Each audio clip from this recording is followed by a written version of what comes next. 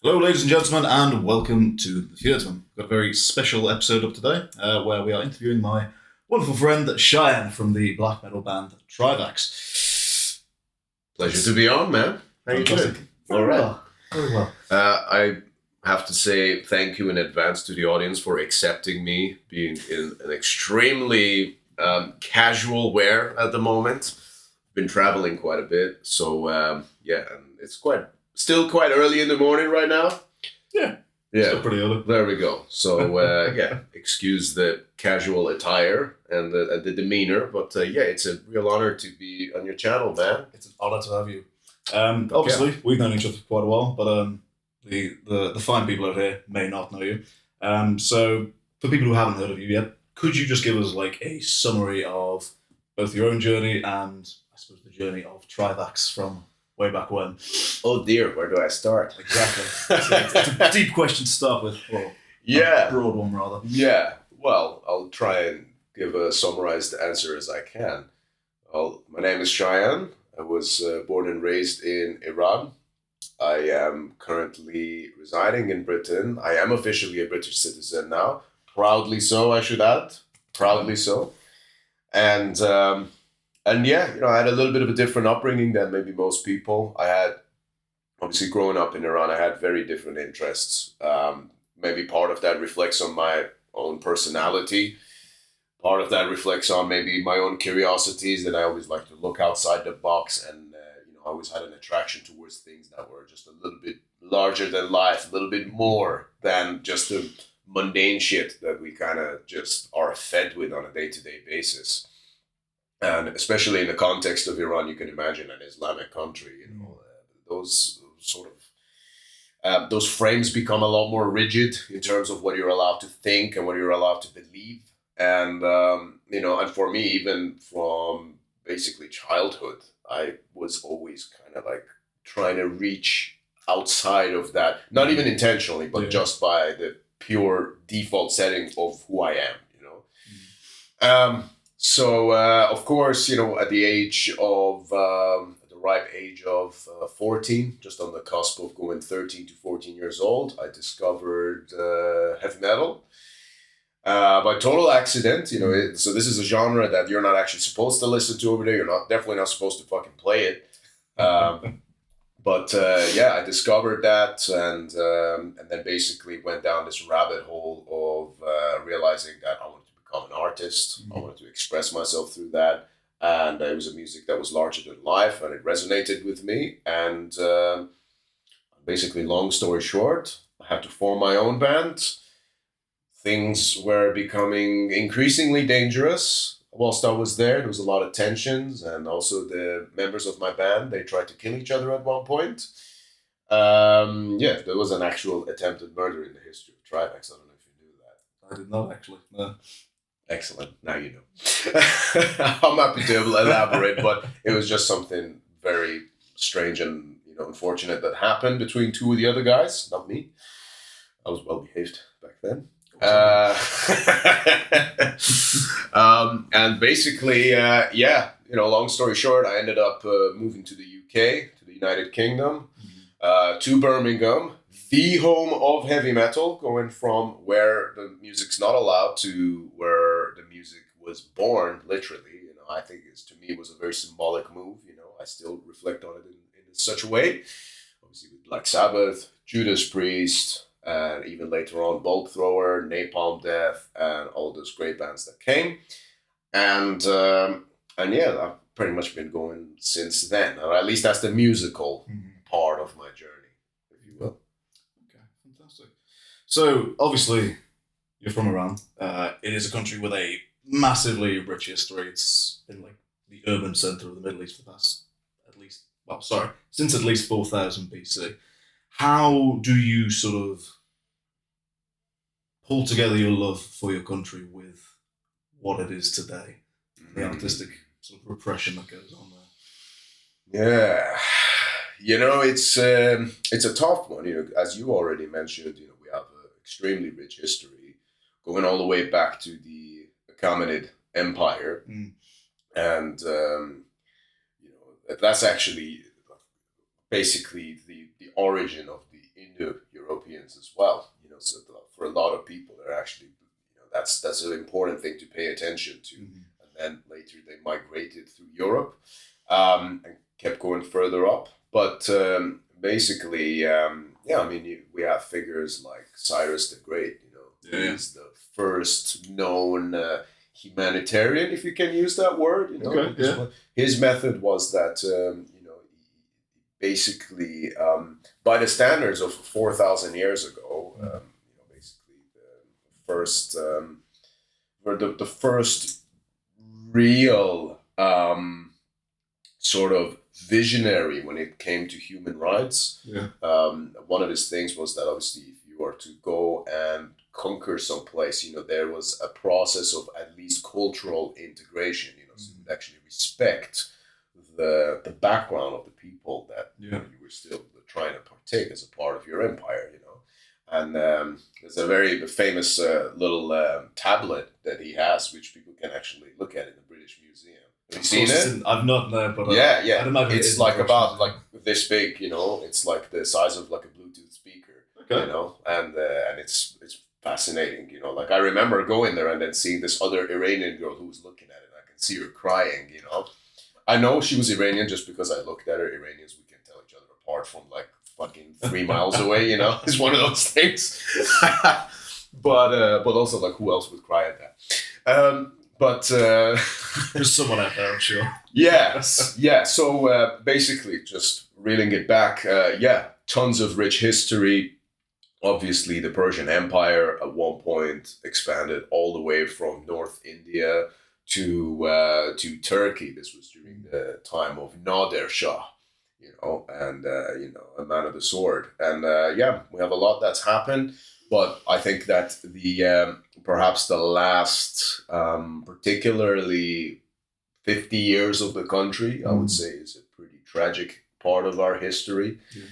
You call it a country. The way, if you want to really summarize my feelings on it, I know the land as Persia, and the country of Islamic Republic to me is a hostage situation.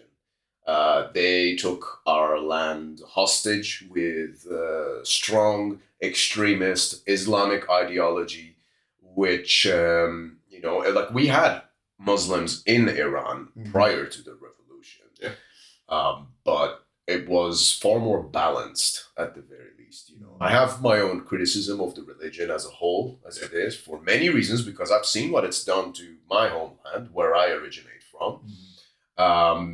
And we can certainly go into that if you like me to. But basically, it's a hostage situation. So since 1979, Iran has been overtaken by the Islamic Republic. And I think that's extremely unfortunate. We have regressed quite a lot as a country. We've gone from being the top 5 tourist attractions in the world, really, to in the 70s, right next to Casablanca and all those, just completely regressed. A lot of people nowadays, because of the internet, are a little more educated. When you speak to people about this, they always say, "Oh, I've seen pictures of women from the 70s in Iran." I have seen pictures of women. Exactly, and I think it's good, that a lot of people nowadays get to have a scope as to sort of at least the trajectory that we had. Obviously, some mistakes were made by the monarchy as well. I'm not necessarily like a pro-monarchist person either. Yeah. Okay.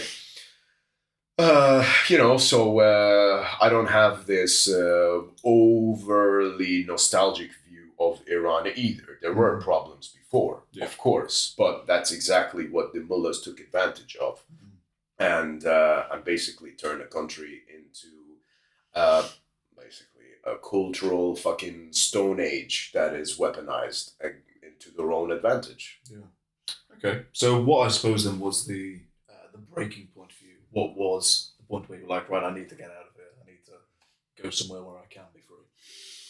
That's an interesting one, because I didn't quite develop an anti-Islamic viewpoint until much later on. Okay. But even when I was about 8 or 9 years old, for whatever reason, I haven't shared this as often, but I had I had a couple of visions for my future life. Mm-hmm. Okay, and this is me as an 8, 9-year-old. You know, Yeah. I did a lot of kind of foreshadowing back then. Even you know, it's interesting that I had that capability as a child. But I wanted to either become a DJ. Okay, I can see that. Yeah. Yeah. But my idea of I didn't know what a DJ actually was. Right. I thought a DJ was like someone that you still write your own music and then go perform it on stage. Gotcha. I didn't know that it means just fucking with other people's songs. Yeah. So I thought it was a thing to be creative and write your own songs and stuff, you know. Sort of like Scooter or like DJ Alligator. That's kind of the thought I had in mind. But for I think I just heard your camera click. I think that one's out of battery, but we've still got this one over here and that one there. No problem. We'll be right. They don't need to see my face. I've seen it enough. There we go. We'll carry on. Yeah, so I thought it was just a way to compose my own music and publish it. The other dream that I had was I wanted to become a pro wrestler. Okay? I can see that as well, especially now that we're big and bulky. Yeah, now maybe. Maybe as an 8-year-old, not so much. But I was a big fan of Stone Cold Steve Austin. Obviously, in Iran, you can't buy alcohol. Mm-hmm. It's illegal. It's actually got pretty severe consequences. You can get 80 lashes and 3 months in prison if you're caught with alcohol. That's your first punishment. That's your first punishment. The third time you get caught, they just kill you. And there are different punishments if you're in possession or if you're simply intoxicated. Okay. Which one's harsher, do you know? Possession. Right, okay. Yes. Kind of the same as here if you think about it, you know, with like other types of like class A drugs and whatnot. But even here, you don't lash people for carrying cocaine, you know. Otherwise, you'd have to kill half of London, probably. Yeah. But, you know, jokes aside, I used to buy these non-alcoholic cans of, we call it Delster, which is basically non-alcoholic beer. And obviously there's no age limit on that. Yeah. So when I was like 12, I used to buy cans and I used to like smack them against each other and drink it like Stone Cold Steve Austin. That was me in school, you know. So I was always been also very westernized as well, you know, just because I had access to like TV or satellite TV or someone's cousin would get us like a bootleg DVD and we'd watch it. I was always very Western minded from a young age. I'll tell you a story. When I was 6 years old, or maybe 7 years old, I was in school and we had propaganda days, you know, like we had days where the whole school would turn full on fucking propaganda. And it would be like this throughout the whole country. And then we had this particular day, and obviously schools, they want a fucking virtue signal, you know, because they want to look like they're a part of the solution. Yeah. This is a general human problem all across the board, FYI. But I'll elaborate on the example itself. But we were walking in, and there was like 2 kids stood on both sides of the school entrance, right? You know, so already I'm like, what the fuck's going on here? And then on the floor, they had an American flag with some American soldier, like really badly like painted. Yeah. And they were like, and then it was like compulsory to step over that as you went into school, right? And I don't know if I was the only kid who did this. Probably one of the very few at least. But I skipped over the flag. So I was like, US is cool. I don't want to disrespect them, you know? Stone Cold Steve Austin's from the US. Yes, and that was before I knew about him. Oh, shit. So, I stepped over it, and then the kid starts shouting at me. Bear in mind, I'm only a 7-year-old kid. Yeah. You know? He starts shouting at me. It's like, "Oi, you need to go back on the flag. You know, they're infidels, whatever." I was like, okay. So just very gently rubbed the tip of my shoe on it, and then just like walked off, you know. So I was always like that, you know. Yeah. I always like just, you know, I don't fit in the box. I don't do what you tell me to do. But what's so valuable about that is I also still carry the same attitude to today's life as well, you know. So the thing that terrifies me the most is when I see similar totalitarian patterns over here, you know. Kind of became a little bit more prevalent post 2020, should we say?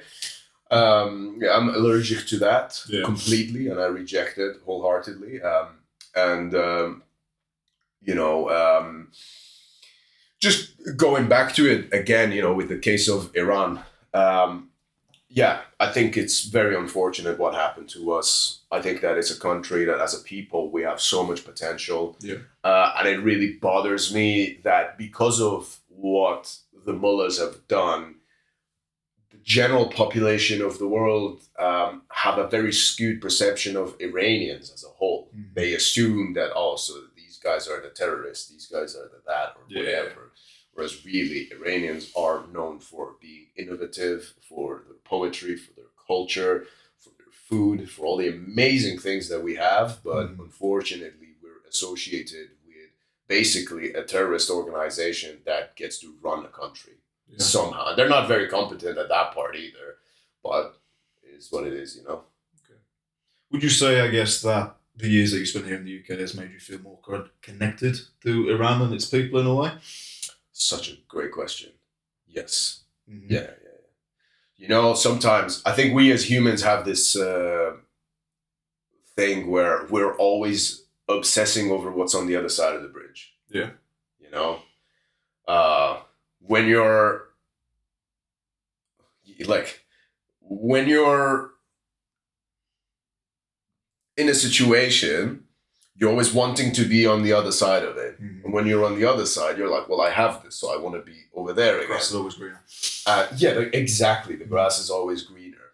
And there's like pros and cons to that as well, It's like a lot of guys will be like, they'll say, oh, when you're single, you want to be in a relationship. When you're in a relationship, you want to be single. So it's kind of like, that's sort of dynamic that's very common in human nature.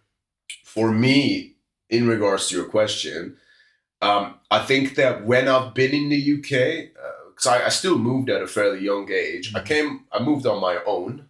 Okay, so I've been on my own all these years, pretty much. Was it 16? Just before I turned 17. Yeah. Damn. I moved on my own with a BC Rich guitar on my back with the sole purpose of continuing playing this style of music. And by that point, I already had a fair bit of underground experience in Iran, just as a teenager, okay? And I was very lucky to have open-minded parents that at least didn't stand in my way, They actually were very supportive. They were like, okay, you want to do that? Cool, good for you. Give it a go. I had obviously struggles trying to prove to them like how much it meant to me to do this music, and I really fucking had to work for it. I really had to prove myself. Yeah. But I earned their trust by skill, by commitment, and by how much I was into this music. And in all these years, since I've gotten to grow and develop and mature as a person and experience humans, experience who the fuck am I, As I've gotten to learn all of that, it's given me a newfound appreciation for Iran and its history and our people and our culture, our music especially. But that's the thing that kind of stings the most. It's like, but I can't really experience that because, someone else is taking it hostage. Yeah. I get that. So you'd say you're proud to be an Iranian? Absolutely. I prefer Persian. Persian, okay. I'm very proud to be Persian. Also very proud to be British now as well. I wear that on my sleeve. And yeah. It's a pleasure to have you as a British citizen, brother. Thank you. It's an honor. Really. It really is. Because I have to. I was thinking about this earlier. I wasn't sure if this would come up in conversation. But, of all the things that I've done in my life, all the projects, all the times I ran away from the police in Iran. All the times, because I did actually literally run away from them a couple of occasions. And all of that, all the music projects I've done, all the relationships, all the ups and downs, careers, whatever. The most difficult thing I've done was my citizenship. Yeah. The process leading up to it, all the visas and all the stuff I went through. It took me a very long time, man. Was it last year that you got it or earlier this year? just a couple of months ago. Yeah, towards the end of last year, I finally got it. Got the ceremony, and what is the ceremony for someone who's born as a British citizen? I don't know. Well, I imagine it's something that's probably adapted over the years. But basically, you go in there. This is what I'm about to say will shock people. I don't know if I should share this. I'll say it. Fuck it. I wear my heart on my sleeve. Life's fucking short. Fuck it. So they give you two options. They say you can either have the ceremony where you basically, the ceremony doesn't include God in it. And then you have another ceremony that includes God in it. Yeah. Basically, the way it works is that the lead person will read a list of things. Like it's the oath. You know, you got to swear the oath, and then they'll read it, and then you repeat after them. Okay. I went for the God option because that's what I believe in. Yeah. Okay, that's for me, and it's not Islam, but it's just what I believe in. Okay. Yeah. And and that was kind of, to me, was like, yeah, this is where I want to go, and to me, I really feel like this is something that I got gifted, and I take it fucking seriously for that. I had to fight tooth and nails just to be given the opportunity to read back those sentences at someone, and I also take my responsibility seriously. But yeah, just back to the the ceremony itself. Yeah, it's just like a room. You got people sat on two sides, and then you got this bloke that comes in like a general kind of outfit. I don't know what's the right term for it. Excuse my ignorance on that. He's wearing one of those like white hats. Oh, like a judge or something. Oh no, a hat. No, like a marine type of hat kind of thing. I don't know what the common thing is, but anyway, something like army related, but I don't think he like goes and fights people. I think he just like welcomes people into the country. So yeah. So he stands there, and then he does the thing whilst they play the national anthem, and then that's it. They and then you get called one by one to go there. They award you your certificate. And when I was going for mine, I was like, I've waited for this a long time. 14, 15 years? Yeah, 13. Damn. Which is a special number also. Yeah, 100%, man. For me, that works. Yeah, it's a long time to wait for it. Most people get it in 5 years, but I was like, this is cool. It's a pretty symbolic and iconic moment. Even if it wasn't filmed or anything, it's like etched right in here, Maybe not even in here, in the ether, If you want, we can talk about how intelligence is actually external and our brains are just antennas. But we can jump into that at some point. That's how my brain works. But it was a beautiful moment to be awarded the British citizenship. What was it that finally made you go to get your citizenship after so many years here? No, I've been trying to get it the whole time. Oh shit, really? I wasn't the one creating the wait. Yeah. Okay. What was the hold up there then? Government. No. I mean, yeah. Yeah. The thing is, immigration is a very complicated process over here. First and foremost, I'm not extremely keen on the idea of open borders. Yeah. But also on the other hand, it's a lot harder than people realize just to even get a normal citizenship. Even when you're like a tax paying, at least rent paying, or even if you own properties, or even if you're doing all of that, UK is actually a very tough country to get a proper visa and things for. And it's also, I think maybe a lot of people don't know, it is extremely expensive. Yes. Yeah. Like, I was lucky because I never claimed refugee. I've never claimed a single penny off of the British government, not once. Even with the NHS, I don't use it personally. I'm in pretty good fucking shape. And, even with that, when you have to get the visas, you still have to pay. Yeah. You pay $1,000 just to cover basically like a health thing that, like, for me, I never even used. You know, I have no intention of using it either. Now, obviously, now that I'm a citizen, it's different, but I've never done that. Never claimed a penny in my life. But, it's, I was also in a privileged position where I could get away with that, but it's a complicated thing, man. It's really tough, really, really tough to get yourself settled over here. And you have to go through so many hoops and things, and there's rejections, and then, that's why by age 30, I already have fucking white people over here. It's because of that. It's been a stressful 13 years. I'm not kidding. It's been tough. But on the other hand, I do feel like it's a bit unfair, or sometimes it feels unfair, when you see other people taking advantage of the system, and then there's like 5 of them living in a fucking house, I lived in Sheffield for a long time, and I saw a lot of fucked up things there, where people were abusing the immigration system.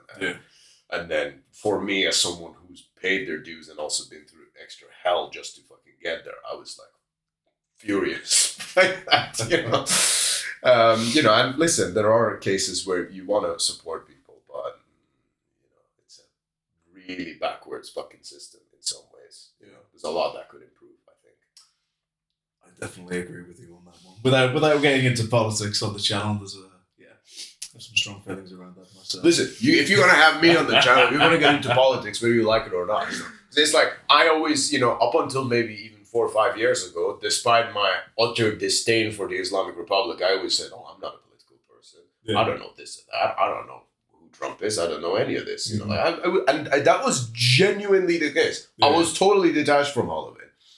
And then a few years ago, I kind of felt like, well, I think I have to pay attention to this because life is politics. People kept saying, especially like all the far left people who are constantly canceling shows were like, "Oh, life is politics, life is politics." And this was something that would come up in conversation.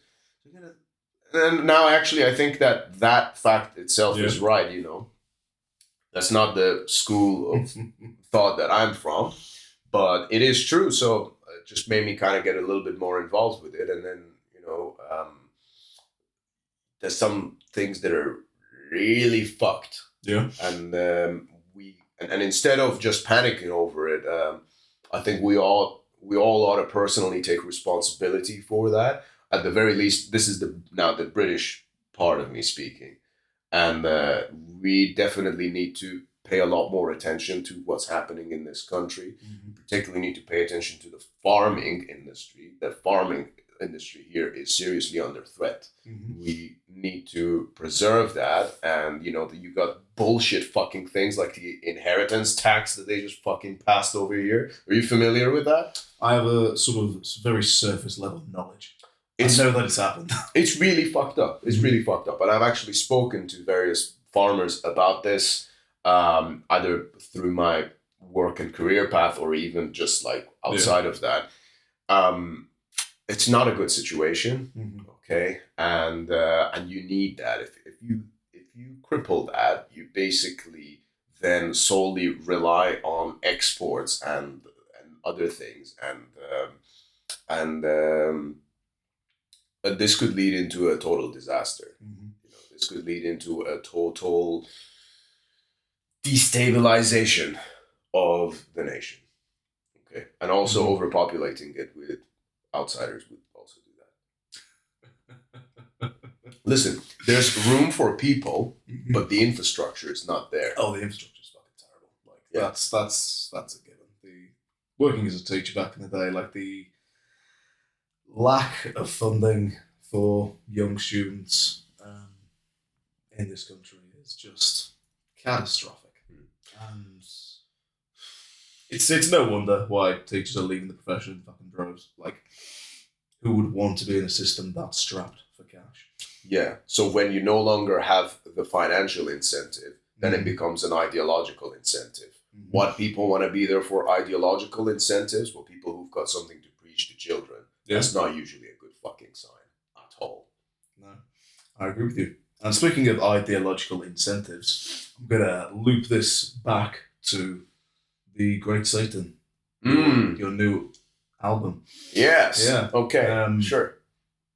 Yeah. We'll go into the Great Satan now if that's good with you. I'd love to talk about it. Yeah. Fantastic. That's good. Well, let's talk about the title to start with. Very provocative, the Great Satan. In the West, some people might assume that it's about the US, but I don't think that's the case, is it? Well, it's a multi-layered title, you know? Yeah. Because there's always the initial reaction of, oh, the Great Satan. Oh, of course, it's a black metal band. It's about Satan. Satanism. No. Mm-hmm. I'm not a Satanist. Yeah. And most Satanists I've met are fucking idiots. You know, yeah. That's not where they're the lamest people on the planet. Mate, tell me about it. So, you know, because it's like I can unpack that too. But anyway, it's just that's not my shtick. I've had periods in my life where I was very interested in the occult and things like that. Some aspects of that in spirituality I'm still heavily interested in. Mm-hmm. But the quote Satanist, you know, the moment you accept that as who you are, you've just like lost, I think, you know. So anyway. Lost respect in my eyes, at least. That's where I sit now. Yeah. Not always the case for me, but yeah, that's exactly how I feel about it now. And, you know, so there's that initial reaction, but then it's the Great Satan, black metal band, blah, blah, blah, of course. But then there's this other layer to it. Mm-hmm. This is actually a political reference, okay? And it's a political reference to the Islamic Republic. Now, Khomeini, who was the leader of the Islamic Revolution, he always referred to the West, particularly America, as the Great Satan, okay? The way this album kind of, it's almost like a sarcastic take on it. There's like a sense of irony there, which basically shows that you're calling the West the Great Satan.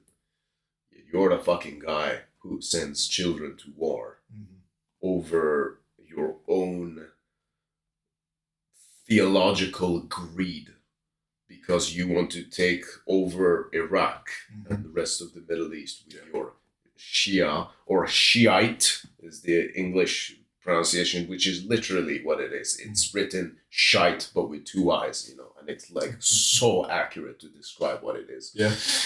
And you're basically, you know, you're ruining a country. You're ruining our history. Because one thing that you have to keep in mind, how the fuck did Khomeini even like come into power? Well, there was a very tragic situation that happened in Iran. You can look up the situation with Cinema Rex, okay? REX. You can just look it up. Even if Wikipedia is not a valid source for anything, but even there you can look this up for yourself. Basically what happened was that a number of people, hundreds of people were in this cinema, and then the cinema was barricaded and sat on fire. It was basically like a mass fucking, you know, genocide of you know, a few hundred people that happened there. And basically what Khomeini's kind of PR campaign did at the time, he basically went viral in an analog format. Yeah. So all of his like little clerics and these people, you know, who were, by the way, very much of a communist mindset as well, which already is like pretty cancerous. You know, so all of these people, they start like ripping these tapes, okay? So the tape keeps going around. So it basically went viral. So Khomeini is sending messages from France because he's in exile. Right. And Saddam Hussein actually helped the Shah of Iran to send Khomeini away, you know, and Khomeini didn't forget about that. So when he came back with fucking vengeance. Basically all of Khomeini's message starts spreading all the way throughout Iran. And then they're like, oh yeah, the Cinema Rex, you know, tragedy was the work of the Shah of Iran. It's the work of Savak and all those people and all these things. And then, you know, there was an uprising that really quickly started to happen. And there were other things in the prior 20, 30 years that happened, which the West, CIA and I think MI6 were actually involved with that as well. You know, and they are responsible for that. You know, they did fuck it up, okay? Whether it was incompetence or they did it deliberately, they did fuck up the Middle East, big time, because of what happened in Iran. Because right up until 1979, the Middle East was a peaceful place. We had no wars. There was nothing happening. Israel on the other side, they were obviously getting attacked, you know, basically, they had their tensions going on. But aside from that, the Middle East was a fairly peaceful, and in the case of Iran, very prosperous place at that too. But when Iran went to shit, everything else went to shit also. Now, what happened is that basically the revolution happens. They overthrow the Shah of Iran, and Khomeini is the leader of that revolution. And then they do this, and then that's the time where a lot of families escaped Iran. That's where like most of like the Iranian population in the US kind of like originally got there from. That's why in Los Angeles, in LA, they call it Tehrangeles, and that's why, because of the very large Iranian. Yeah, it's a very large Iranian population. Yeah. And that's basically what happened. So in 79, it was officially cast as the Islamic Republic, and a bunch of fucking mullahs and clerics take over our country. And then the Iranian hostage situation happens, which is its own thing. And then in 1980, I believe September of the same year, if I'm not mistaken, Khomeini's in power. Saddam Hussein's next door in Iraq. And then Khomeini is like, you're a cunt, basically. Because he remember. Yeah. And Saddam was definitely a cunt. Like if you look at how Saddam got into power himself, it's like, holy shit, this fucked. And what his sons were doing was even worse. But anyway, Khomeini basically, through some tensions, Iran kind of kept like basically trying to fuck with Iraq. And then it gets to a point where obviously that escalated, and then Iraq invaded Khorramshahr, which is a city in the southwest of Iran. And then Iran then tries to defend itself. After 3 years, they actually succeed, because the Iranians are fucking mental. They're like going into battle with like nothing, and the Iraqis are kind of like, why are we doing this? Why are we invading this country? And then Iranians are like, we were sending our kids and sending everyone just to fucking like defend Khorramshahr, and being like, we're Khomeini sent out this message, which basically said,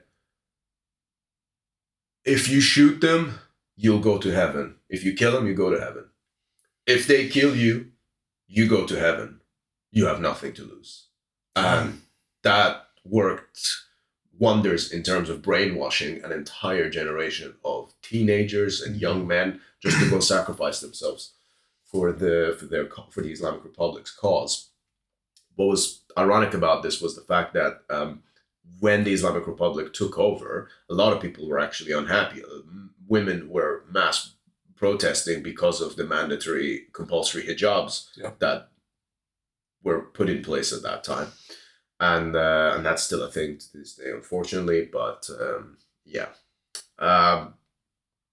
so having that outsider enemy of Iraq helped the Iranians basically forget about the Islamic Republic and say, oh, well, there's the boogeyman's the boogeyman's outside. Forget these cunts, they're over there. And consolidated the country. And consolidated the country with the Islamic Republic, and lots and lots and lots of unnecessary blood was shed. And there came the victory of Iran over Iraq's invasion in 1983. And then they got really cocky. Then they were like, well, now we're going to go and invade Iraq, and we're going to take over, and we're going to spread our Shia ideology over there, because they have Karbala. That's where Muhammad's third descendant, Imam Hussein, was killed. And all of this and that. And this Karbala is like a holy pilgrimage site for Shia Muslims. And then basically they fucking invade Iraq. Iraq's got tons and tons and tons of minefields. Okay, like scary level. And none of this is not scary, I suppose. You can only imagine the mood and the environment at the time. And then what happened was that it was called Operation Ramadan. which is a song that I wrote on the new Trivax album. Very good song. Enjoyed it a lot. Thank you. The lyrics, it's actually, you know what, in my history as an artist, I've been a musician for many years now. And for, like you were joking earlier, like for more than half of my life, I've been doing this now. And the lyrics of that song were the first time I've ever cried whilst writing lyrics. You know, like I cried specifically 4 times whilst typing the words or like just writing it, like just going through it. And it's because it made me have to relive something that I kind of knew about, but then it really made me have to reimagine it. Yeah. And that reimagination was really heavy and really devastating. And basically what happened in Operation Ramadan was that the mullahs got greedy and cocky and thought, well, we just defeated Iraq in their invasion, so now we strike them back. Yeah. And whereas they very well easily could have come to some kind of a peace agreement there, they didn't. Instead, they just wanted to spread their ideology. So at the expense of the young men of my country, they launched this invasion, Operation Ramadan, and basically it was a battle of attrition. So the general consensus for this operation was that they got the Revolutionary Guard in Iran, the Basij. It's basically an organization made up of volunteers, okay, who just want to go to heaven, okay? And I think they gathered something to the effect of 125 to 150,000 soldiers, mostly young men, some children. And sorry, just to butt in there, when you say children, how young are we talking? At least as young as 12. That's what we know. Just boys then. Just boys, yeah. So that's why the first lines to Operation Ramadan is 13 years old, left home for war. The holy defense had just begun. That's... It hits me just like even saying the lines, you know. So they launched this invasion, and the plan is that you get these younger ones who are basically disposable children to run through the minefields and to clear the path for the army to then go through. Jesus. Yeah. There's a great documentary on this one. There's an actual quote from the Iraqi general who says to the camera, this is from when it actually happened, who says to the camera, no weapons, no plans. They just came here to die. And that's the chorus of the song, by the way. I recognize that. It's horrible. Yeah. It's really fucking horrible. Because the invasion, first of all, failed. Okay? Because the Iraqis then kind of felt a bit more brave because they're like, well, okay, well, now we're being invaded. So their spirit was a bit stronger. Yeah. And then the Iranians were just going there without any plans. Like, oh, fuck it, we already won. So let's just run through the fucking minefields, you know, and just die. You know? And then there's like Iraqi soldiers reporting that they're sat in a tank and then literally like a child with no weapon just like comes and like, starts hanging from the tank. Like, it's fucking crazy. Like, this is not a long time ago. No. This is like only 4 years ago. Yeah. Like, that's not long. That's, you know, that only just happened basically. So, yeah, it's that's basically what happened, and that was Operation Ramadan, and that's the reason why I wanted to write about that particular operation. Now, the war didn't end until 1987, okay, but yeah, I just wanted to write about it because, you know, you call the West the Great Satan, yet you're willing to sacrifice the children of my country just to spread your own ideology. Yeah. You can fuck off. You're the Great Satan. That's basically what the title of the album is. No, I completely respect that. What, I guess, is the grand narrative of this war in Iran? Obviously, countries twist things to suit their own purpose, try and reflect themselves in a positive light, but sure, how can they possibly do that? Oh, it's I grew up thinking we won it. Right. I only found out we didn't about 4 years ago. Shit. Damn. Yeah, that's how strong the propaganda is, you know? Wow. I grew up my whole life thinking, oh yeah, Iran won the war. Yeah, we kicked their ass. Yeah. No, we didn't. No. That's not what happened. In the long run, Iran did sort of win in the sense that, I say Iran, the Islamic Republic. Those cunts don't represent my country. They can fuck off and die. But what happened was that because Saddam Hussein borrowed so much fucking money from Kuwait, when the war ended, he had no way of paying them back. So then Iraq went into war with Kuwait, okay? And then obviously that weakened them further and further. He still went on for another like fucking 15 years after that, by the way. Yeah. You know, so I think they got him in like 2004 or 5, like mid 2000s. They finally killed him, allegedly. But you know, what happened was that then later came the all weapons of mass destruction and the post 9/11 thing. You know, that was also bullshit, by the way. But part of it was actually rooted in that Iran-Iraq war. That's when the Iran-Contra happened, by the way. Do you know about that? I don't know. So Iraq, that's a very controversial thing. You know, it's like one of the most fucked things in U.S. history that's at least been revealed, you know. But basically, this was... So when the Islamic Revolution happened, this was during the time of Jimmy Carter. But later down the line, when Ronald Reagan was in charge, this was during the time of the Iran-Iraq war, I believe is in 1986, November, there was a Lebanese magazine that reported this. Okay. And in short, what's known as Iran-Contra is basically that the US was actually aiding Iran in fighting Iraq, even though they were also the whole time supporting Iraq in the war. That sounds like a very US thing to do. It sure does, but that's the origin of that even being a thing. People only think that because of what came out about the Iran-Contra situation, okay? And then there was an airplane that I think they shot down by mistake that kind of made things a lot worse. But yeah, there's a lot of like political shit show that happened in like the mid-late 80s that was pretty fucked up. And I think maybe had the Soviet fall not happened, I don't think the world would have looked as favorably upon the US in those times. But anyway, that's its own thing. But yeah, just to bring it back to the narrative, no, the heroes are celebrated. There's the famous story of Hossein Fahmide, who was a 13-year-old that, you know, strapped grenades to himself and jumped under a tank, you know, and you know, that sort of hero, which, by the way, those kids have more balls than you and I will ever have. You know, I will also give them credit for that.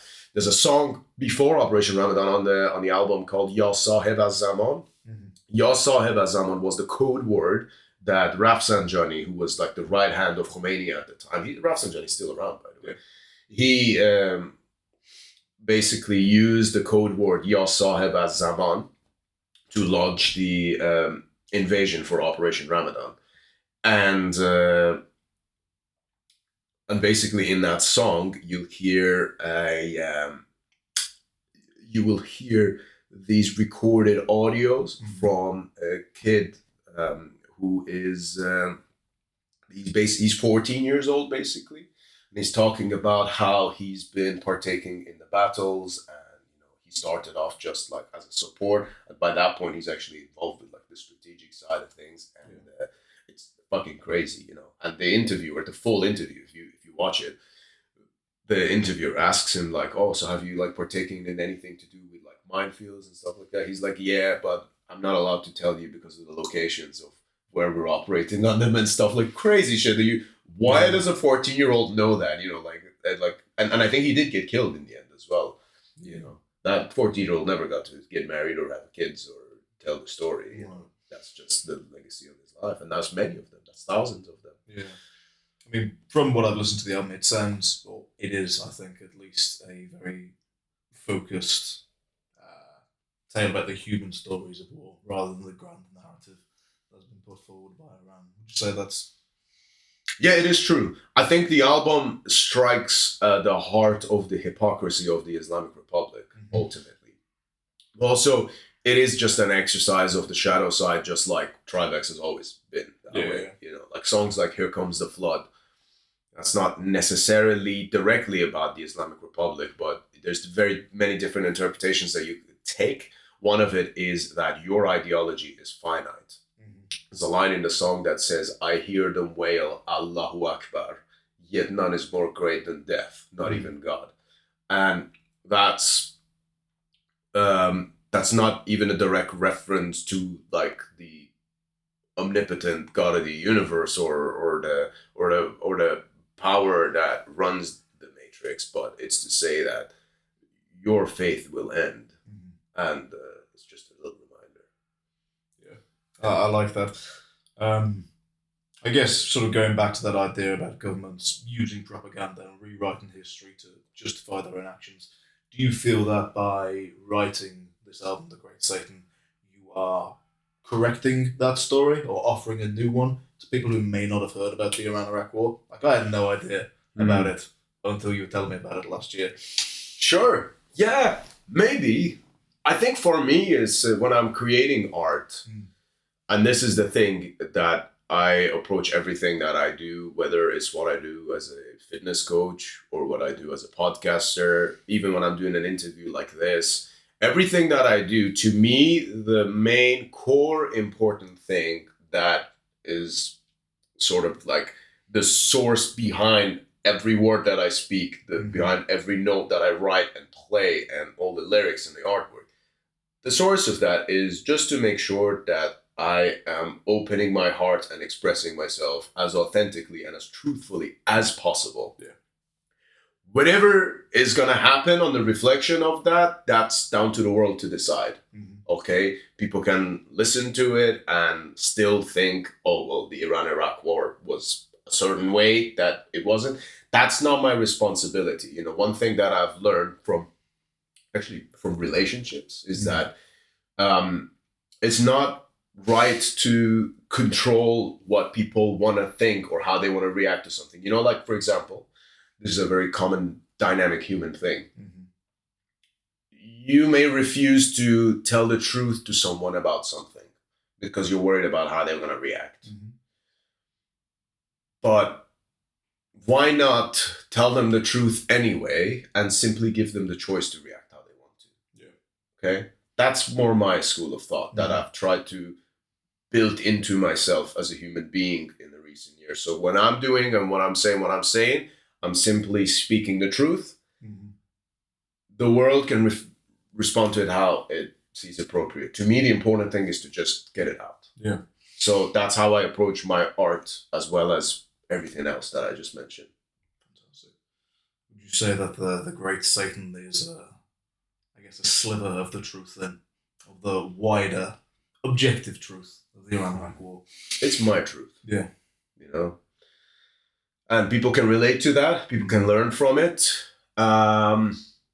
Or they can find their own truth, you know? Yeah. The beautiful thing about art is that, you know, I'm like, I appreciate what you're asking with your question, but what I'm trying to say is I'm not trying to control how people think. Yeah, they can fucking think how the fuck they want to, okay? It's a free society. Or even if it's not a free society, think how the fuck you want to anyway. Fuck him.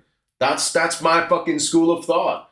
Just be who you want to be. Fuck the cunts. No one's in a position to tell you to, oh, well, you should actually believe this. Oh, you know, the science says this. Go fuck yourself. Fuck you. And that's, you know, I appreciate I'm swearing a lot here. Fuck him. I don't.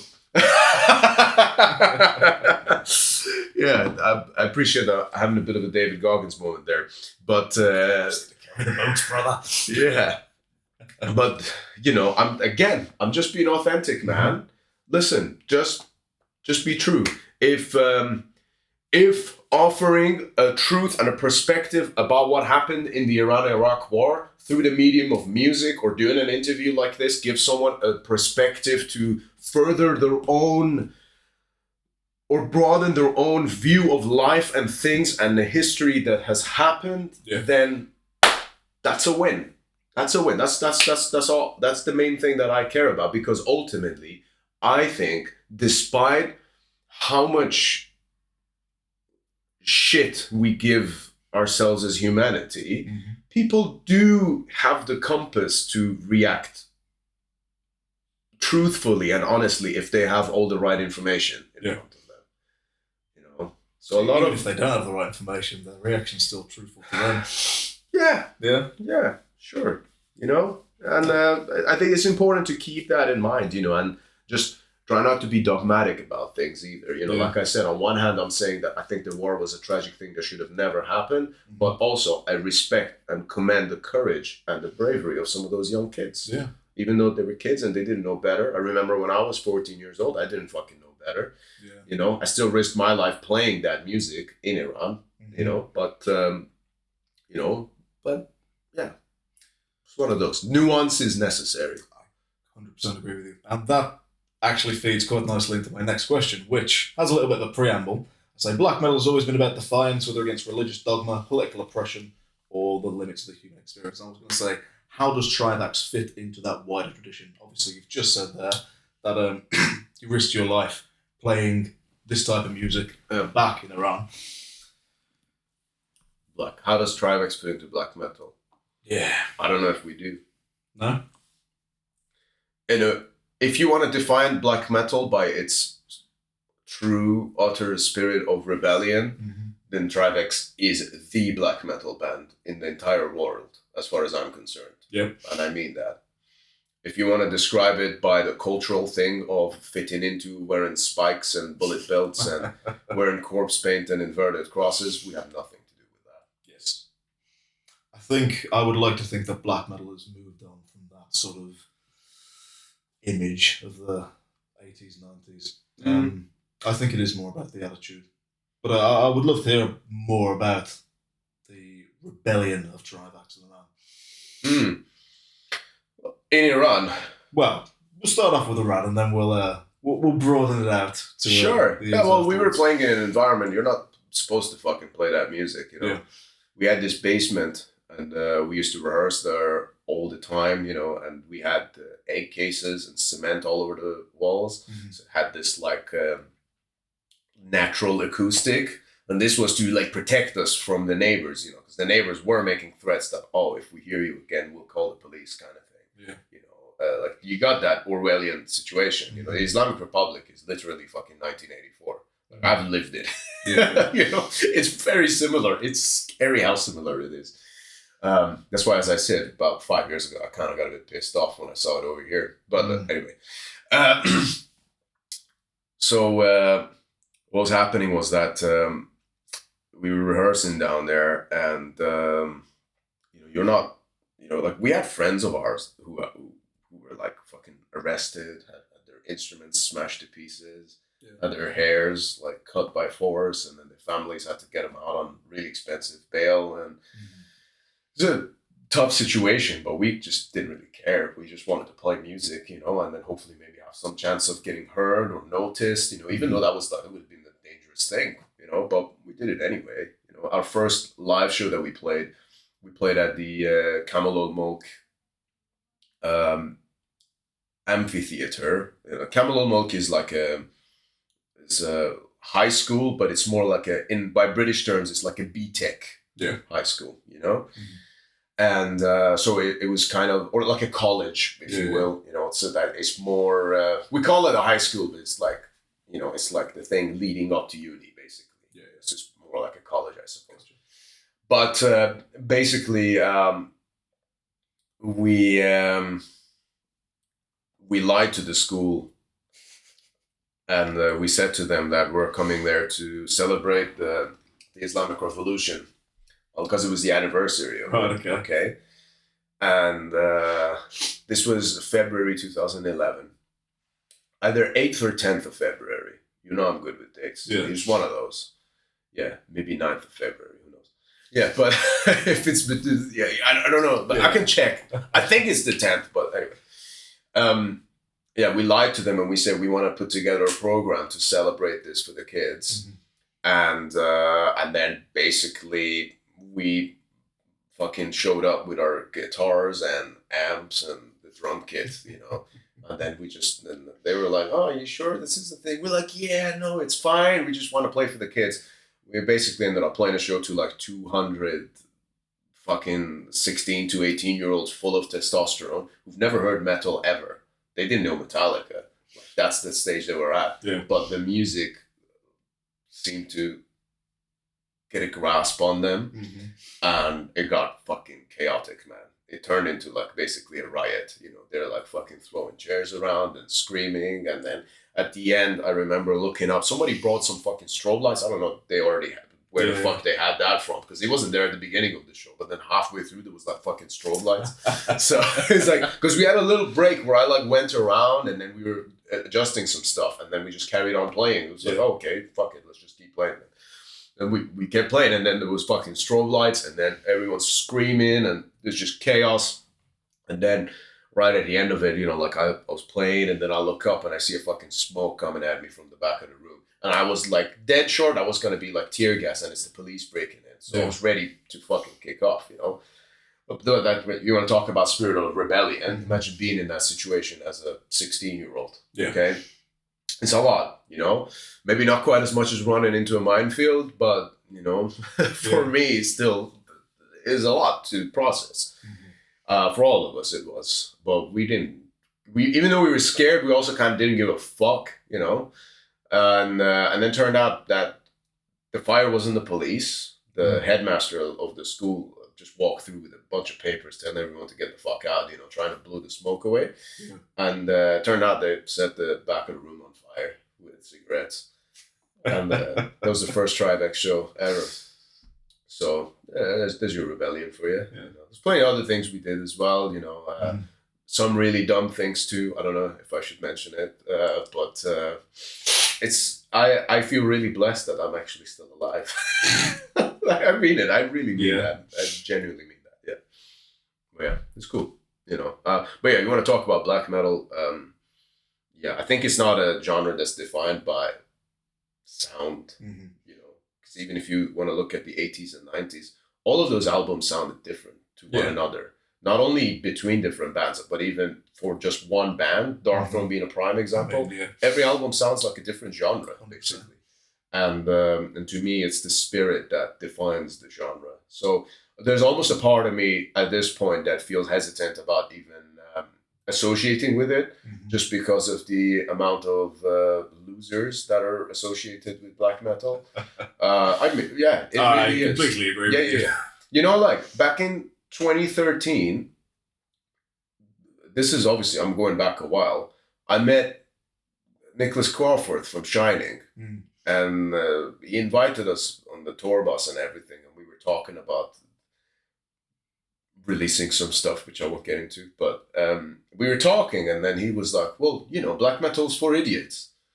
And at the time, I was like, what do you mean? Like, what? You know, and he's not exactly like a beacon of, you know, like, you know, like generosity or just being any example of a good person whatsoever. He's you know, not at all.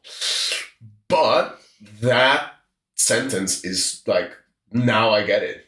I think it's very true. You know, I think it's the very few people that really understand and cherish the true utter value of rebellion and liberation, and the fact that liberation and freedom are things that come at a fucking cost. They don't just land on your doorstep. You have to go out and get it with fucking tooth and nail.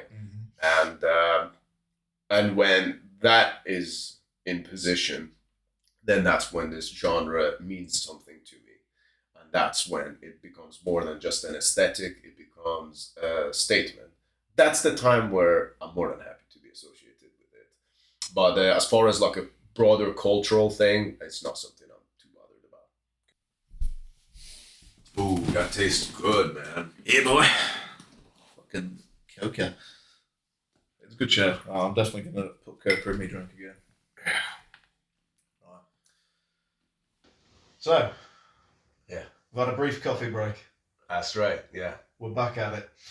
I have to apologize for the numerous tangents I go on. As I was just saying to you, my mind is like the door of an airplane that's already midair, you know. So if you think it's all peaceful, and then you think, oh, what happens if I open? You open, it's, you know, everything. It's just like that. So yeah, there we go. Well, I'm going to see how many more tangents I can get you onto them. So we shall see. Let's find out. Sponsor us. Going off what you've just said about, black metal being an attitude, it's rebellion, it's a feeling. What then, I guess, is your opinion on European bands who are mostly anti-Christian in a way, but from my perspective at least, do you really have to rebel against Christianity that much in Europe? Is it an imposing thing? It feels more like manufactured rebellion to me in some cases. Well, I will tell you the following. Okay. You can use art to rebel against whatever the fuck you want to rebel against. Mm-hmm. Okay? No problem. If you want to rebel against the government, if you want to rebel against a particular religion, if you want to rebel against your grandparents, like, it's fine. You do that. That's yeah. What I'm not so fond on is being selective in what you rebel against. Okay. So, for example, you're okay rebelling against Christianity, but not Islam? What's that all about? Mm-hmm. Yeah. That's the part that I find a bit hypocritical, really. Yeah. Trendy rebellion, should we call it? I like that. Yeah. Yeah, I'm not so fond of that, because then it's disingenuous to me. And listen, sometimes as well, it's okay to maybe go through certain paths in life, just because one thing that I noticed, that I keep coming back to this, is that as an artist, when you get to express yourself, and especially when some degree of vitriol and rebellion and fire is involved, ultimately what that gives you in return is a reflection of your true self. Mm-hmm. And I've said this before, like, there's nothing like nothing for me was a like a forging of character, as much as going on stage around Britain whilst we were still only playing in the country and not going abroad. Mm-hmm. Because obviously Trivax plays everywhere now. Yeah. But and that's a real privilege for me, and it's not for the financial incentive at all. There's hardly any, FYI. I have other careers that take care of me for that. But just in terms of music alone,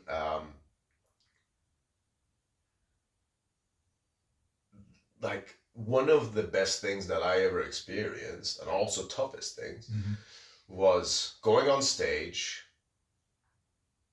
in the setting and the atmosphere that we created with Trivax, covered in blood, ashes, and all of the symbolism that comes with it, and in the stage gear, which I actually buried my stage gear for 3 months, mm-hmm. and and I still wear the same one to this day. I've had it for quite a few years now, and having all of that on you, and having a group of people in front of you in a fairly dark and dim room, or a venue that smells damp, and the backstage is cold and freezing and dark, and everything hurts, and it's just nasty, Something about that leads to a very powerful process of meditation afterwards, because you go on stage, you empty your heart and soul and your energy and give it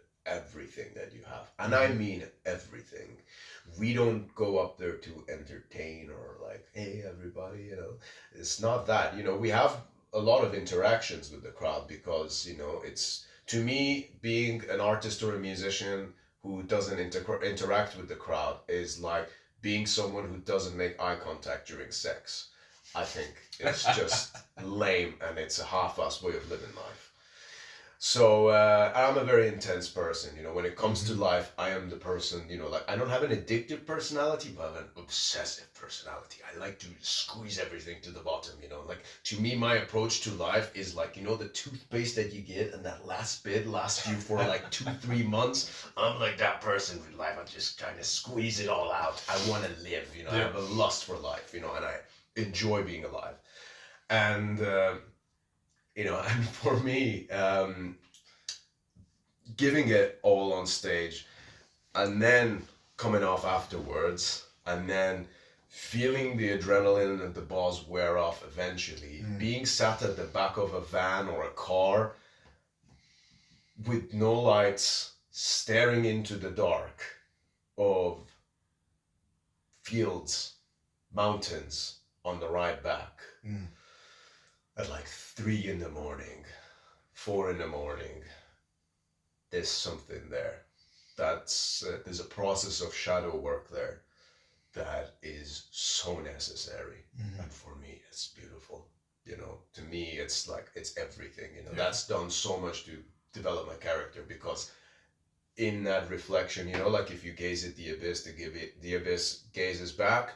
That's exactly what I experienced with that, like sitting in the back of the car, staring into the dark unknown after I got rid of all of my energy and everything that I had. And now it's just a purified form of this is life. It's that stillness and that darkness that's waiting in the corner. And, you learn a lot from that, and you learn that that's the default of the universe. And what that does is it makes you appreciate the good things. It makes you appreciate life. It makes you appreciate the good moments, the laughters, and the joy and the fun and the friendships and the love and the triumphs and everything. It makes you appreciate that more. It makes you a more positive person. It's a very spiritual experience here then, performance. Without a shadow of a doubt. Yeah, that's the whole purpose of it. Yeah. Financially, it doesn't make sense to play this music. It's a waste of fucking time. Like, you'd be better off if you became a gambling addict than to be a metal musician. It makes no sense. I love that. But the incentive is spiritual. Yeah. I mean, even, how long have we known each other? 7 years, 8 years maybe? It's been a while. You're good with dates. I'll rely on you for this. I am good with dates. I'm gonna say probably since our first album came out in 2016. Yeah. Or maybe just before that, because you kindly booked us for a show at the Fulford Arms in York back in, I'm gonna take a guess, 24th of January 2017. We're gonna check that. We're gonna check it, yeah. We're gonna give it a check if it's right. Yeah, Connor was a promoter. That's how we first met, and we played that show. And you also said we were a pretty scary band, right? Yeah, 100%. Yeah. You want to know a fun story about that show? Yeah, go on. It was a great night. Even though my guitar was too quiet, and then our other guitarist, I knocked into him at one point, and he went out of tune. But the vibe of the show was still pretty good, and I remember it very well. Even though I was extremely obese at that time, actually, as you may recall. I do recall you've changed a lot. You remember? Yeah. I do. Yeah. That was when I was at my peak chubs. But, I mean, right now. We can talk about it if you want. 100%, man. Let's get into it. But yeah, that gig, the day after that, because we played London the night before, and then we played that show at the Fulford Arms. And then... when we came back the next day, I found out that my visa had been rejected. Ah, man. Yeah, and I just sat on the table and cried in silence, and no one took notice that I was upset. And it was fine, it's cool. It's okay, Yeah. I got there in the end. You did. But yeah, sometimes you just have to go through things on your own, and then you're the only person who knows you're going through it, and that's fine. Yeah. It is okay. Not everything has to be noticed. No. Okay, let's talk a little bit about your sort of spiritual and I guess physical journey then, because as you said, back in the day, you were rather large and now you are pretty fucking jacked. Is that also... Large in a different way. Yeah. You've got the muscle mass now. I'm now officially extra medium, yes. Extra medium, love that.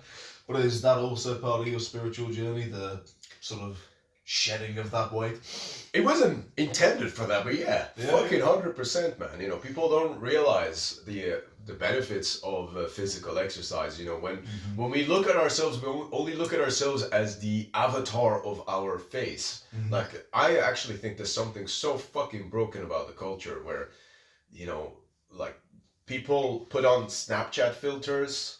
Oh, mate. And wear tons of makeup on their face, yet their bodies look like crap. It's like, how do you not see this? Like, there's actually something funnily enough, to the opposite of that, people who might not be maybe super pretty in their face, if they're in good shape and they have confidence, they have a better chance, generally speaking. Okay. I happen to be blessed with both, so there we go. Thank God. You're a gorgeous Iranian man. But, Persian man. Yeah, Persian. That's right. Yes.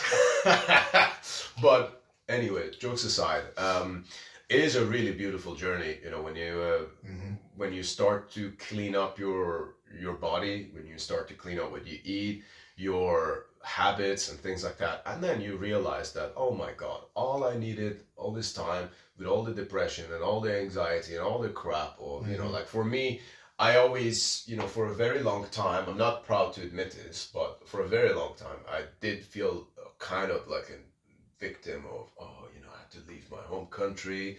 Now I'm all on my own and everything is hard. No one cares about my band. No one listens to my music. I did have that mindset, you know. Like I said, I'm not proud to admit it, but this was me once upon a time. No longer. No longer. I couldn't be further away from that. That's important. That's very important. And, you know, I think back in October 2017, I joined the gym for the first time because my father looked at a picture of me and he told me that I looked like I'd put on some weight. I got very upset by that originally. I was like, oh my God, why would he say that about me? And then I realized, oh, well, I respect my father a lot, so maybe he has a point. He did have a fucking point, okay? Now I'm the one who tells him off, by the way. But he's a great guy. What's the thing is that, you know, so earlier in 2017, when we did that show with you, I was 19 stone. Okay? Damn. Yeah. So we're talking 118, 19 kilos. Yeah. And in pounds, I think it's like 260 odd pounds. Okay? That's a big boy right there. So sizable lad. Yeah. And it was part of it was just from comfort eating, from you know, just not having a cap on my dopamine,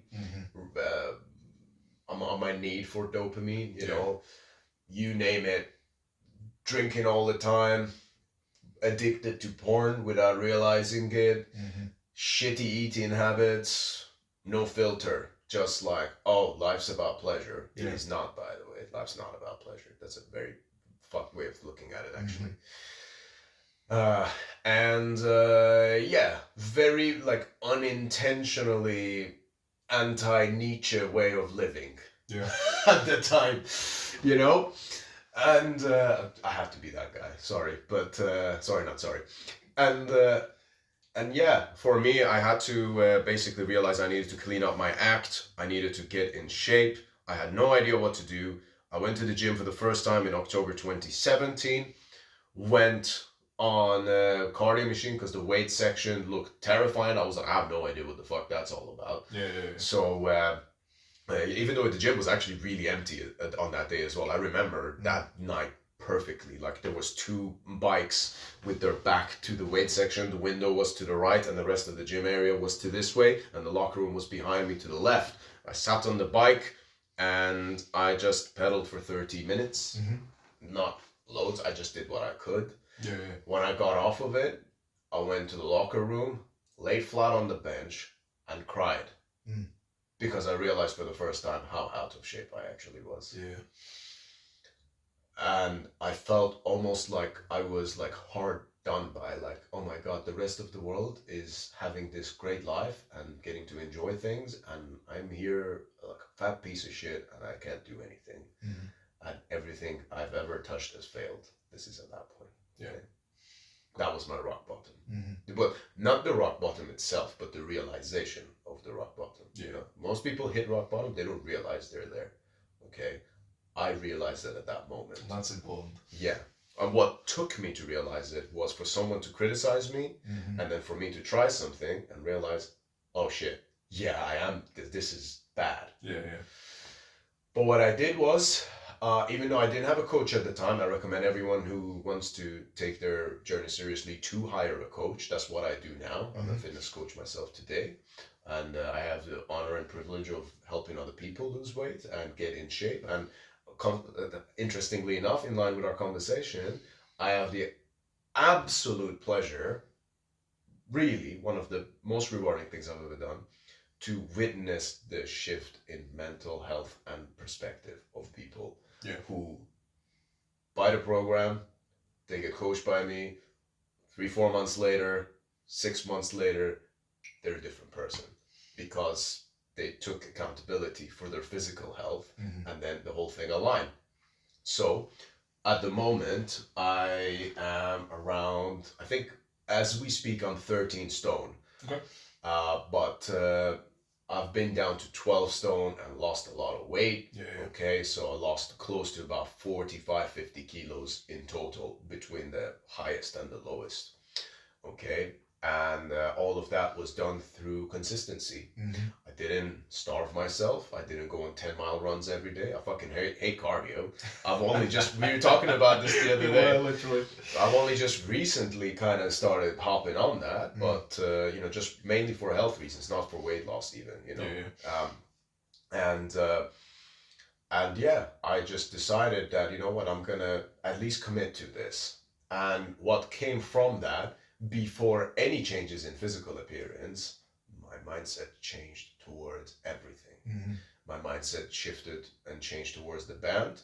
It changed towards who I am as a person. It changed towards society. It made me a much better human being. Made me much more positive. It made me realize that, oh, you know what, that little bit of self-inflicted struggle, especially physical ones, can go a very, very, very, very long way. And not being sedentary all the time and eating better and looking after your body, you know, because spirituality, people look at spirituality as something that's outside of the body. I don't think that's true. I completely agree with you.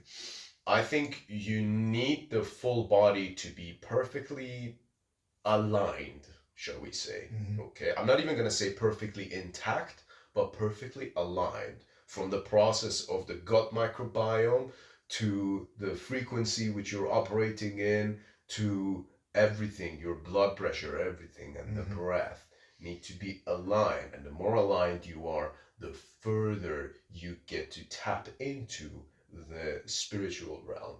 But it's the way out is through. You get what I'm saying? Yeah. And that's kind of the thing that I also realized from all of it, because I had spiritual tendencies prior to that. Then I had some things that happened that made me think, okay, well, there's definitely something else here that's going on. And then once I got the fitness side of things kind of fixed, you know, like it took me a few years to really get a grasp on what the fuck I was even doing, you know, and that's why my job as a coach now is to help people not have the same struggles and obstacles as I had to start with, because a lot of the struggle is just misinformation, basically. You know, people think eating healthy is just eating a fucking bowl of salad. You know, it's like, that's not healthy. Salads fucking suck, you know. They're boring, you know. It's like, you can add a bit of salad to the side of your dish, but what you need is protein. But anyway, so it just made me rethink everything, and then it made me realize that spirituality is a holistic process of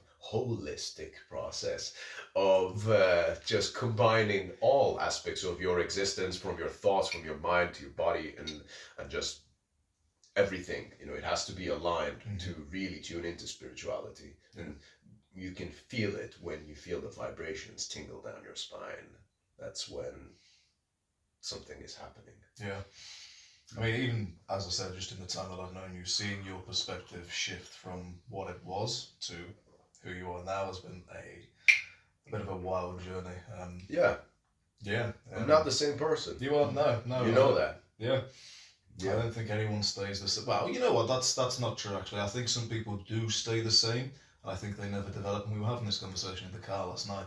I think they get stuck in a rut, but it's always very, very satisfying to me to see people who maybe were in a rut and have hit rock bottom, but then fucking do something and get themselves out of it. Like, 100%. Don't remain static. Just fucking do the work.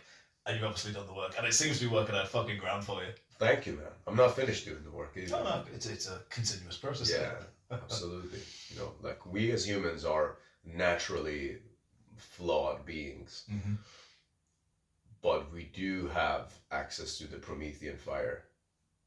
So our duty is to strive for perfection, Mm-hmm. strive for the perfect mode.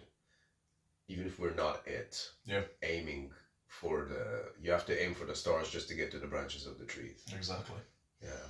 And that's the way I look at it. And you're talking about that, saying, oh, how great it is to have, when you see people who are in a shit position, like when I go to the gym, before I became a coach, when I would go to the gym and I would see an overweight person in there trying, it would like fill my heart. I'm like, yes. Yeah. Come on. I know what it takes. I know how hard it is, but fuck yeah. Keep going. Mm-hmm. And I've had conversations with people. I would sometimes approach strangers and I would say, listen, keep doing this, man. Good for you. You know? I've done that, yeah. That's good. I know it's not a part of our culture over here, especially to have those kind of conversations. I know, but I don't care, like life's short. Wear my heart on my sleeve. I'll go up to someone, I'll be like, you know what, that's fucking great. Yeah. Good for you, man. If you need any help, just let me know. Like that's and that's not a virtue signal. I genuinely want them to do well. But this is the best part of it now as a coach, is that I get to see that fairly commonly. Yeah. Where people are like, the ones that stick to it and are ready to commit. Mm-hmm. And I think I've got a pretty good system for it now as well to really make it work. Yeah. I'm quite proud of the system that I've built, now that I've got a couple of years of experience under my belt as a fitness coach. Yeah. Seeing other people improve and go through like the same transformations that I did years ago, where it's like you can see the gears are turning. It's like, oh, hang on, this is not just about what your body looks in the mirror. This is 95% up here. Then 5% of it you can see in the mirror and take a selfie and post somewhere that, oh yeah, just the gym session. It's a powerful process. It definitely. Do you think, because I personally think over the last few years we've seen a kind of shift in the attitude of people within the music scene a little bit. I think back in the day metal was all about, like fucking drinking beer and like who gives a shit about the gym and fucking who cares about physical fitness, blah blah blah, whatever.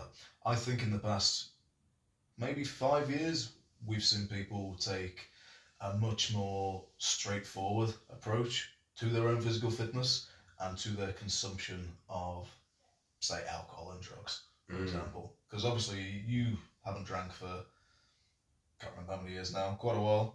August 2022? Yeah. 2.5 years. Damn. Mm-hmm. I'm coming up to a year and 2 months. I'm pretty sure I've seen some other people recently talk about the fact that they've stopped drinking and they're working out. Do you think it's part of a wider shift, or? I hope so. Yeah. Like I kind of said to you earlier, just so you understand my mindset and where I'm coming from with a lot of these things, with art and things. Yeah. I just believe in being authentic and hope that it has ripple effects. Not even hope. It's gonna have ripple effects. Like I'm just me, just being. Yeah. It's like a state of just being. And if others follow the same path, or if I can inspire others to have the same path, or others find that way on their own, brilliant, great. I think we as a humanity in general could really do with reconnecting with that part of ourselves. And we have to also understand it's a very strange thing that we're in right now, because on one hand, you could say we're living at a time where people have maybe lived the unhealthiest lifestyle they ever have. But subsequently, you could also say that we're living at a time where people have access to the healthiest lifestyle they want to have access to. Yeah. Or more or less, like in terms of the science of nutrition and exercise, we got it pretty nailed down right now. Yeah. That's why, like, when I'm giving my program out to people, I don't have to do guesswork. I just know that, if you eat like this, it'll work. Yeah. It's just how it is. It's like a 2 + 2 = 4. Like it's just how it is. You eat like that, it'll work. And then if it doesn't, you just adjust the numbers, then it'll work. Yeah. So it's kind of like it's very, very straightforward now. So but at the same time, you have like so much fucking misinformation, garbage online as well about it. I'm careful when I use the word misinformation, because that term itself is also extremely weaponized. I know that. Okay. But yeah, it's just works, and yeah, I'm happy to see. To answer your question, I'm happy to see if people are taking more of that approach. Yeah. I've spoken to a number of people on my podcast. Whether it was Ben from Orange Goblin, or whether it was Sebastian from the band Necrophobic, and all of these great people who are musicians for years and years, but also took part in a more alcohol and drug fueled lifestyle that was just self-destructive. Yeah. And then all of a sudden they at least at least give up the alcohol part and the drug part, and then all of a sudden it's like, oh shit, I feel a lot better. Wild how that works, isn't it? Yeah. For me, it's to me it's like to each their own. Each person has their own journey, so I don't want to just waltz into someone else's journey and be like, you should do this, you should do this, you should do that. No, I'm just saying, this is my journey. If you watch this, and then if there's something about it that you find inspiring or you want to try out, go for it. Just try it, see how you feel. Just experiment with life. Why just stick to one box in fear of who might judge you, or oh no, like fucking straight edge people are lame or whatever. It's like, yeah, most straight edge people are probably lame, but I don't call. No, they probably are. Yeah. But it's like you don't have to be defined like that. You have one shot at life, so just do it your way. Don't worry who thinks what. Yeah, man. That's me. I mean, I completely agree. Like, again, in the years that I've known you, you've never preached about any of this. It's always just been, this is your thing. This is what you're doing. Yeah. And I personally have found that quite inspiring. Like, there's a reason that I stopped drinking. I was like, you know what, Shayan's not drank for fucking how long, and he seems to be doing all right. Oh, really? Well, there was other things as well, but sure. I'll give it a shot, and it's worked really well. For that's me. awesome, man. So at least one person has been. That's great, but this is what I mean. It's like. It's not to define your experiences based on someone else, but I think it's good to, when I talk about a ripple effect, that's what I mean. Exactly. Just being yourself, just sticking to your own truth. Maybe someone will see that and they can take a little bit from it. That's fine. That's fine. That's okay. That's I feel like good. in the modern world, people do have choices that they can make. Yeah. They can go down that self-destructive path. And, for a while it might be fine, but you are going to start to suffer at some point.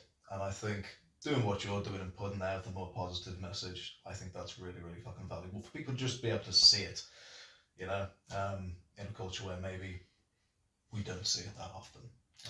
Yeah. Thank you, man. Well, for me, it's a process of constantly wrestling with my own mind. It's a constant process of waking up and it's too cold outside, but I know I have to go have an ice bath. It's on the day of the week where I said I would do it. If I said I would do it, I have to do it because I'm a man of my word. Hold yourself accountable. If I don't follow my word through to myself, then it means nothing to anyone else I give it to. If I make myself a promise, I have to follow through. Yeah. So I got to get out of bed, no matter how uncomfortable it is. I'm gonna let the cold water run. I'm going to get a bag of ice, I'm going to drop it in, and I'm going to fucking go in there. And I'm going to put a timer on and make sure I do it fucking longer than last time. And then I do it. And then afterwards, I feel fulfilled because I not only stood up I followed through my own word to myself, my promise to myself and to God or people around me, but I now have the confidence that no matter what I set my mind to, I can fucking do it. And that bleeds through all other areas of life, whether it's business, whether it's relationships, whether it's starting a family, whether it's having a career, whether it's playing a specific festival that you really want to play.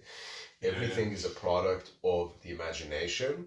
The only thing that's standing between us and reaching that imagination is just our own efforts. That's it. That is such a fantastic way to put it. Yeah, I love that. I completely agree with you. I think, we can make excuses for ourselves as much as we want, but at the end of the day, we're the only people that can hold ourselves accountable. So, when I first started going to the gym, I remember envisioning myself being on stage, having a six-pack. Yeah. It happened. Fuck yeah. Even though where I was, I could have never foreseen that happening because it felt like an impossible task. But all I did was just be consistent and just give it time. And it happened, Good things don't come easily, but if they came easily, they wouldn't be good things, So, Gotta put the effort in to fucking get it, man. Yeah, plenty of life lessons. Yeah. Right on. Right. So, sort of running off the back of that then, if you could tell your younger self something, what would you tell him? Stop being a bitch. At what age would you deliver that lesson? No, I would be kind to him because he's been through a lot. Mm-hmm. But I would just say, like, look, if you want to see something happen, you just need to do it. Sitting around thinking about it isn't doing the thing. Wishing about it isn't doing the thing. Talking to people about it isn't doing the thing. Mm-hmm. The only thing that's doing the thing is doing the thing. So that's what I would say to myself when I was younger. So that's a good message to say to yourself. Mm-hmm. And then my final question is, obviously every artist wants to leave behind a legacy, some mark on the world. In 50 years' time, what mark do you want Trivax and yourself to have left upon this world?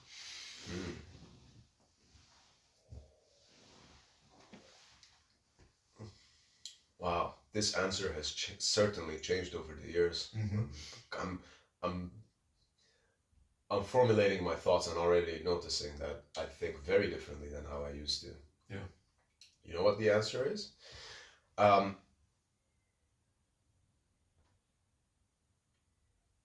I don't care. Nice. The thing that I care about is that we are truthful and honest and do everything we can as best as we can right now. How it is in 50 years, may it be shaped by that. Mm-hmm. How the world perceive it, out of my control. I just want to be truthful. I want to be honest. I want to be as authentic as I can.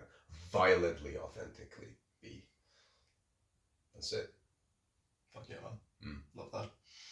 Well, Shayan, it has been an absolute pleasure to have you on the show. Please do tell the lovely people out there where they can find you. You can follow me on Instagram at ThatMetalCoach. Visit my website, thatmetalcoach.com. You can check out Trivax on Instagram. We've got our own website, trivax.band. We got our own fucking... I've not looked at that yet. Yeah, we got our own domain.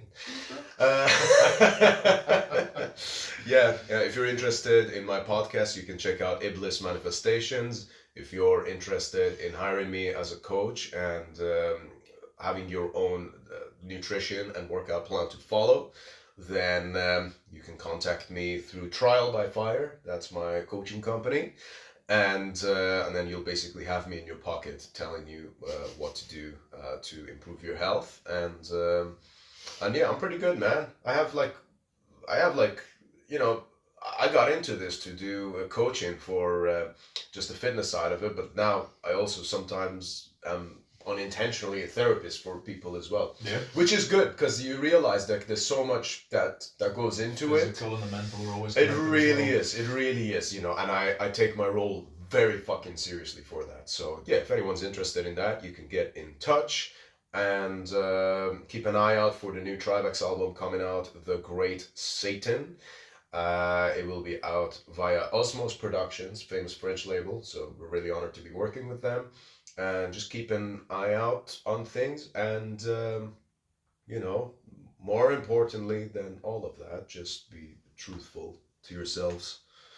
And remember that life is short, but also, as a plant told me once, life is eternal.